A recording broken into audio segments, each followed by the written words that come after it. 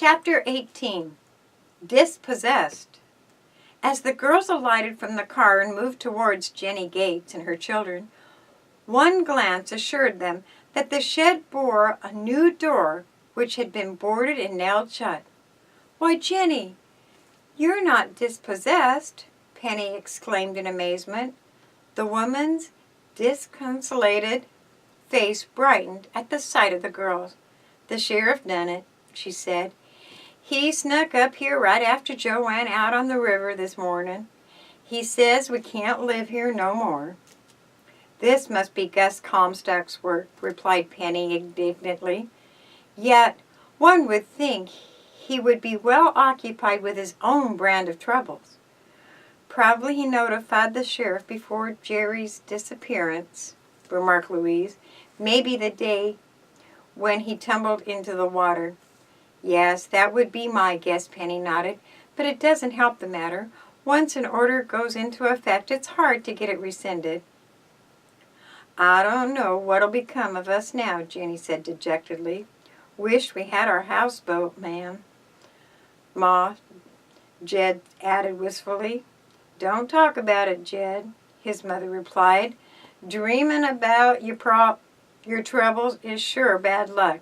Last night I seen that there boat just as plain as day. There she was, laying in a cove, just as neat and trim as the day she vanished. Then I hears Joe a-snoring like a bullfrog with Adirondacks. There, when I come to know it, it was just a dream. I felt mighty low." "It's strange about the river, Queen," Penny said thoughtfully. "Louise and I both believe we saw it, or one which resembled it closely, down on the Snark River." "Joe gets lots of reports about it," the woman sighed. "Seems like that boat was a way a-vanishing and coming back and a-vanishing before his kin get to where it ain't."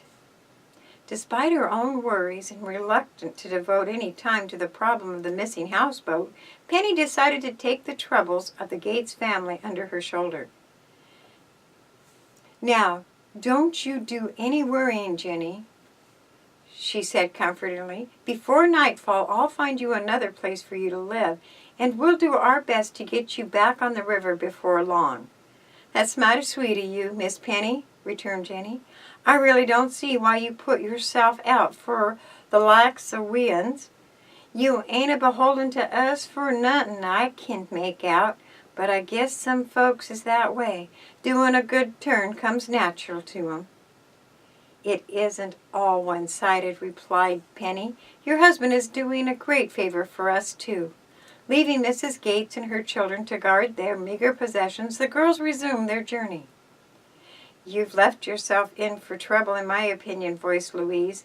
"It won't be easy to find a new home for the Gates family. No one will want them when they can't pay rent." "I know," Penny agreed, "but someone has to look after them. It was a mean trick for Gus Comstock to set the sheriff on them. I suspect the property belongs to Mrs. Faraday." "Then couldn't you force Gus Comstock to allow the family to remain in the shed?" "I suppose I could, Lou, because the man is pretty meek since all this new trouble came up. But it's scarcely worth the effort. The old shed never was a suitable place for anyone to live. It will be easier to find a new home for Joe and his family." "Just where do you propose to discover this new home?" "It'll have to be along the river, or Joe would pine away. There are quite a number of shacks and cottages on the banks of the Cobalt. Who will pay the rent?" "We'll meet that problem when it comes. Let's start searching for a suitable place now.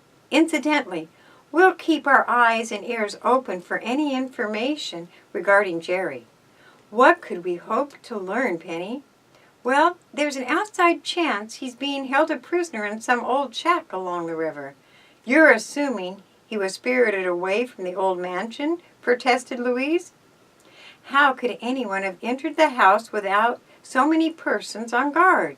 Have you forgotten that face you saw in the mirror, Lou?" "I'll never forget it," replied Louise with a shiver. "But the person I saw must have been standing at the window. I'm sure he wasn't in the room." Can't you describe the face, Lou?" "No, it all happened so quickly. I just caught a fleeting glimpse and then it was gone." "I believe you must have seen the person responsible for Jerry's disappearance," Penny said soberly. "And probably it's someone living right near White Falls." "I hope I never meet that fiend," Louise responded.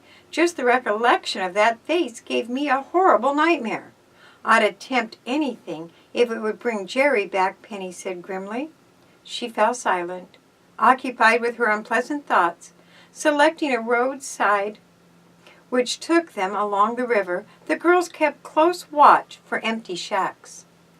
They found only one, a place very little better than an old shed where Mudcat Joe and his family had been living. "Let's try the other side of the river," Penny suggested. They drove across the steel bridge at the outskirts of White Falls, resuming their search. Finally, they came upon a woman who told them of a place further upriver. "It's a right smart little cottage," she declared. "Partly furnished, too, but the owner ain't been able to rent it 'cause the roof leaks, and when the river is high, it sometimes floods right into the yard."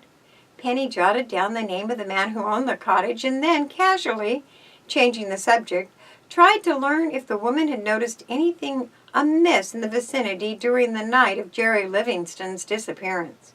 She had asked the same question many times that day and had no hope of receiving a favorable reply. However, the woman's words startled her. "Well, I can say I noticed anything out of the way, but folks thinks plenty about what's going on at the old mansion.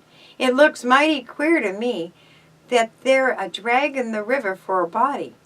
I said to my husband, says I, 'Chris, if folks was right smart, they'd ask a few questions of the Comstocks, especially about that motorboat which runs down the river at night.'" "Is a motorboat so unusual on the river?" inquired Penny. "No, miss, it ain't. But when the engine is muffled, there's usually a reason for it. I saw the boat 3 separate times. She was cruising around Old Mansion, and with no lights. I said to my husband, I says, 'Chris, there's something mighty queer about the way that boat acts.'" "When did you notice the motorboat?" "I heard it last night around midnight. The other 2 times was quite a spell ago." Penny asked other questions, trying not to reveal anything which would increase the woman's suspicion that things were queer at the old mansion. She and Louise both were excited over the information, for they had forgotten Laura Blair's claim that on the night of Mr. Harmon's disappearance from the house, she had heard an unusual river sound. Could it be that that mysterious craft had some connection with the fate of the 3 men who had vanished from the old mansion? Penny determined to place her clue in the hands of the detective Gregory Keene. First, however, the girls visited the cottage further up the river. They found it fairly presentable, almost directly opposite the old mansion. This should serve the Gates family nicely if only arrangements can be made with the owner, Penny declared. The man was located in White Falls. The girls were pleased to find him a most reasonable individual. He knew Mudcat Joe, and learning of his plight, agreed that in return for certain repair work and a weekly mess of fish, the family might occupy the cottage for the remaining of the summer. Before returning to Jeanie Gates with the good news, Penny called out at the old mansion. Gregory Keene chanced to be there and listened intently as she related the information given her regarding the motorboats. "I'll look into that angle," he said, but in a tone which convinced Penny he did not consider the clue of great significance. She did not need to inquire if any progress had been made in the case, for the detective's general air of discouragement told the story. After a hasty luncheon, the girls returned to the Gates shed, and they were entirely repaid for their trouble when they witnessed the family's joy upon hearing that new quarters had been secured. Jed ran down to the river's edge to signal his father, and soon Mudcat Joe rode up to the landing. "How we going to get all of our truck down to the cabin?" Jenny asked. "I can take everything in my car except livestock," Penny declared. "Joe, I suggest you attach a raft to your rowboat and tow the chickens, the goat, and the pigs." "I don't know how that goat'll ride," Mudcat said doubtfully, "but we can give her a try." Penny loaded Jenny, the younger children, and the household possessions into her car and arrived at the cottage without mishap. In due time, Mudcat Joe and his son Jed and the strange floating zoo likewise reached the site, with the goat still aboard, albeit in a little frightened mood. "This sure is a nice little lean-to," Mudcat declared, surveying his new domain. "The roof I can fix her up with a few shingles, and the walls ain't got many chinks. It's a lot better than living in a cowshed." "It's a right pretty little house," Jenny added. "It's got running water and a sink. I never had nothing like that before, even on the River Queen. But we won't be up to paying no water bills." "Oh, don't worry about that," Penny answered. "I've taken care of all of those details." "I don't see how we can ever pay you back," said the shanty boatman. "You have paid me back already." Penny glanced at the old riverman's horny right hand, which had been blistered from steady rowing. She knew that he had toiled faithfully all day. "I done a right smart chore of rowing," Joe agreed. "One of them oars was rough, and then dragging ain't no fun." Penny started to turn away, but paused. "Joe," she said, "there's something else you could do for me, if you're willing. I wish you would keep an eye out on the old mansion, especially at night. If you see anything unusual or suspicious, notify me or Detective Kane." The riverman promised that he would do as the girl requested. "Tomorrow I'll get on with the dragon again," he said, following Penny and Louise to their car. "But I figures I'd have found that body long before this if it was going to turn up." The sun was sinking low as the girls crossed the bridge and entered White Falls. "We should be starting home," declared Louise. "Yes, but since we're so late, why not have supper first?" Penny proposed. "It will fortify us for the ride."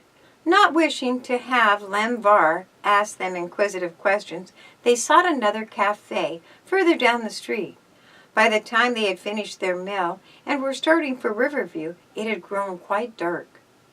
"I know the road by heart, so there's no danger we'll get lost," Penny said, switching on the headlights. They had traveled perhaps 5 miles when it seemed to her that the car was bumping more than usual. "It feels almost as if we have a flat tire," commented Louise. "I was thinking the same thing," groaned Penny. She pulled up at the side of the road and alighted to examine the tires. To her relief, they were all sound. However, the tail light was not burning. "Is the switch turned on all the way, Louise?" she called. "I'll see," said her chum. She turned the button, but only succeeded in extinguishing the headlights. At that moment, another car came around the bend. Before Louise could switch the headbeams on again, it drew up at the side of the road some distance away. A man alighted and took a large bundle and a thermos jug from the rear of the car. Penny moved swiftly towards Louise's side, saying in a tense undertone, "Never mind those lights. Leave them off." "Why, what's the idea?" Louise demanded, and then observed that Penny was watching the man who had alighted from the other automobile. She did not recognize the person herself. Taking a paper wrapper bundle and a thermos jug, he abandoned the car by the roadside and disappeared into the woods. "Didn't you know him?" Penny demanded excitedly. "No. How could I see his face at this distance?" "Well, I did," Penny exclaimed. "I caught a glimpse of it as he stood for a moment in the headlight beam. The man was Sing Lee. Lou, and what wouldn't I give to learn what he was taking and what was in that thermos jug. Do, do, do, do.